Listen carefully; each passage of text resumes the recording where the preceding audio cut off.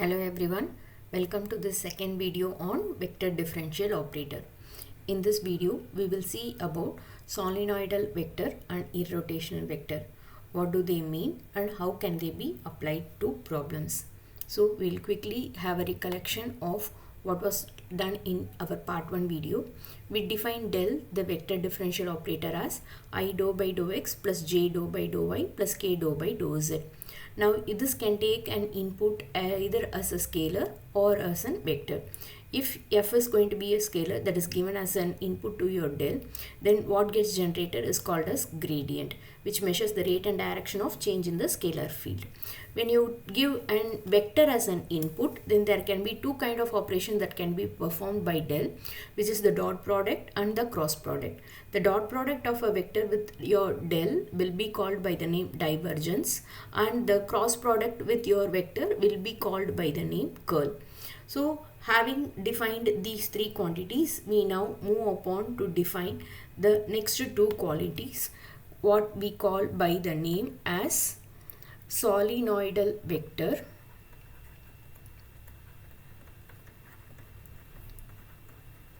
and the second thing which we are going to define is called as irrotational vector. So what do you mean by solenoidal vector? We have defined the dot product with that of a vector f. If this dot product with the f vector, which we call it by the name, what do we refer it as? We call it as divergence. And if this divergence vanishes for all the points in a vector field, then such a vector f for which the function vanishes is referred as solenoidal vector, in which case the condition for a solenoidal vector now becomes del dot f vector equal to 0. So if I have del dot f vector to be equal to 0, what do you call this f vector as? F vector is called as a solenoidal vector. Next, what do you mean by irrotational vector? We already defined the cross product of this del with the vector f, and we refer it by the name called as curl. It measures the magnitude and the direction of rotation of a point in a vector field. So how much it can rotate is called as curl.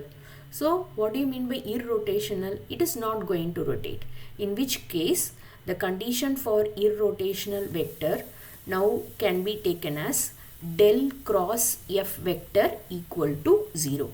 So if del cross f vector is equal to 0 for all the points in a vector field, then this f vector will be referred by the name irrotational vector. So using this divergence and curl, we now define solenoidal vector and irrotational vector as following. When del dot f equal to 0 for all the points of f, you call f to be solenoidal vector. When del cross f is equal to 0 for all the points in a given region, then you call f to be an irrotational vector. The next thing is that whenever you have going to be your irrotational vector, whenever you have an irrotational vector, then what you can do is this f vector which you have over here can be expressed as the gradient of a scalar. Okay, so whenever f vector is going to be an irrotational vector, then we can express this f vector as an gradient of a scalar. What do you mean by gradient of a scalar? That is nothing but del f. So I can write f vector to be equal to del times of f, under which condition? If my f vector is going to be an irrotational vector. So keeping all these things in mind, let us move on to apply them to few problems. So let the problem be as such.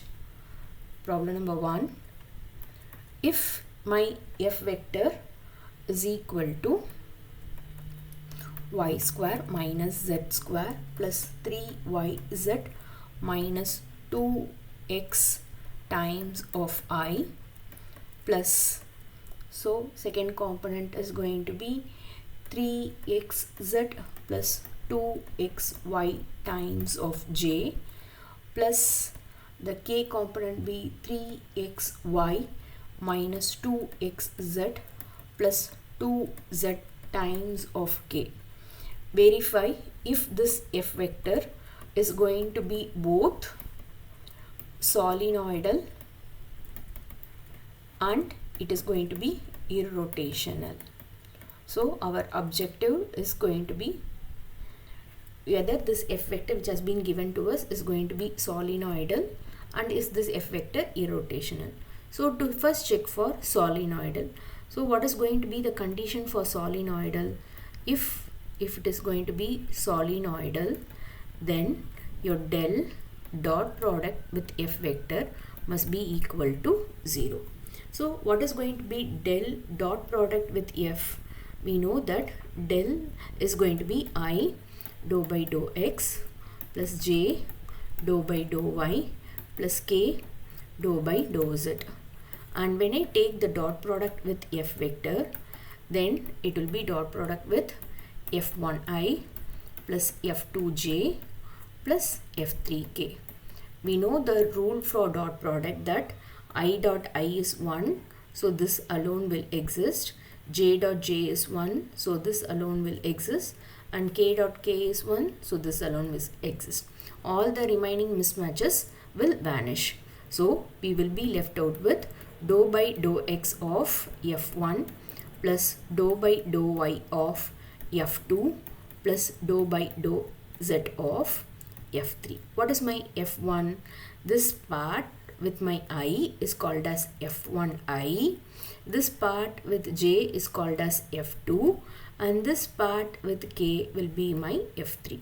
So substituting, what we'll be having is dou by dou x of y square minus z square plus 3yz minus 2x plus j times of f2, sorry, not j times, this is going to be dou by dou y of, so this is going to be dou by dou y of the f2 component 3xz plus 2xy plus dou by dou z component of what is going to be the third component 3xy minus 2xz plus 2z.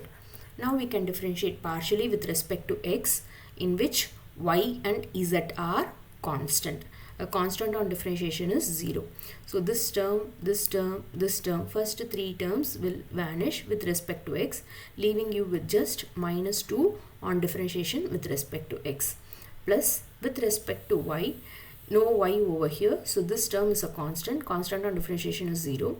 This term with respect to y will give me 2x as the constant, y on differentiation is 1. Now coming to the third term, over here with respect to z, no z over here, so this will vanish entirely.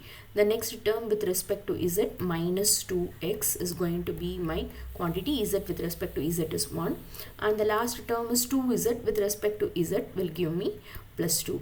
Now we can notice that this minus 2 cancels off with this plus 2 and this plus 2x cancels off with this minus 2x, leaving us with a scalar of 0. So I have del dot f to be equal to 0. So what can you say about this f vector? F vector is going to be solenoidal. So I have completed the first part. What is the second part? Irrotational. They are asking us to show whether f is irrotational. What do you mean by irrotational vector? By irrotational, we mean that our cross product del cross f vector must be equal to 0. If it is equal to 0, then f vector will be called as irrotational vector. So let us go for the cross product. What are the components now? I is the first component. For del, it is going to be dou by dou x, and f, what is going to be the first component? The first component is going to be y square minus z square plus 3yz minus 2x. So this is going to be my x f1 component. Next my j, dou by dou y. What is going to be my F2 component? My F2 component is 3xz plus 2xy. The last comes my k component, dou by dou z of, what is going to be my k component? 3xy minus 2xz plus 2z. So I need to find the 3 cross 3 determinant of this quantity. So for the I component, what you will have to do is hide your row, hide your column, cross multiply the remaining two vectors. So this will give me I times of dou by dou y of the quantity 3xy minus 2xz plus 2z minus dou by dou z of, cross multiply, 3xz plus 2xy. So I have done with my I component. Minus j, second term is always a negative term. What happens over here? Now hide the second row and the second column and then take the cross multiplication of these two quantities. So you will have to multiply these two quantities. So it is j times of dou by dou x of 3xy minus 2xz plus 2z minus dou by dou z of y square minus z square plus 3yz minus 2x.